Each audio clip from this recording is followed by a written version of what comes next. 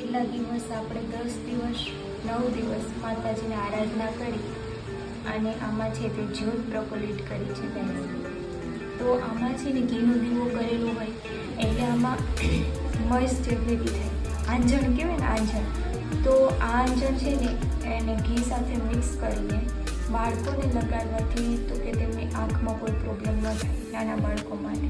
આમ તો બજારમાં આપણે રેડીમેડ મળે જ છે આંજણ, અને અત્યારની છોકરીઓ કોઈ પણ છે બધા છે તે રેડીમેડ જ લગાવે છે.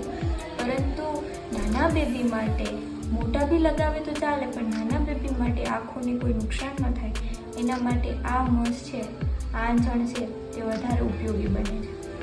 તો આમ પણ આમાં માતાજીનો આશીર્વાદ પણ હોય છે, કેમ કે એટલા દિવસ આપણે જે ભગવાનની આરાધના કરી ને આમાં ગાઈસ જો એટલી બધી ભેગી થઈ છે. અને આને ઘી સાથે મિક્સ કરીને ડબ્બીમાં ભરી લો ને એટલે આખું વરસ હાલે, પાછી નવરાત્રિ સુધી હાલે.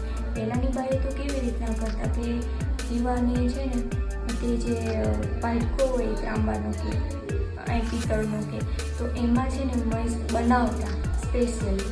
તો આ છે કંઈક આવી રીતના બને છે, તો આનો આપણે યુઝ કરીએ. અને આપણે કોઈ બી સરી છે, ચાકુ છે, ચમચી છે એના મદદથી છે તો કે ભેગી કરી ઘી યુઝ કરી અને આપણે આનો લગાવીશું.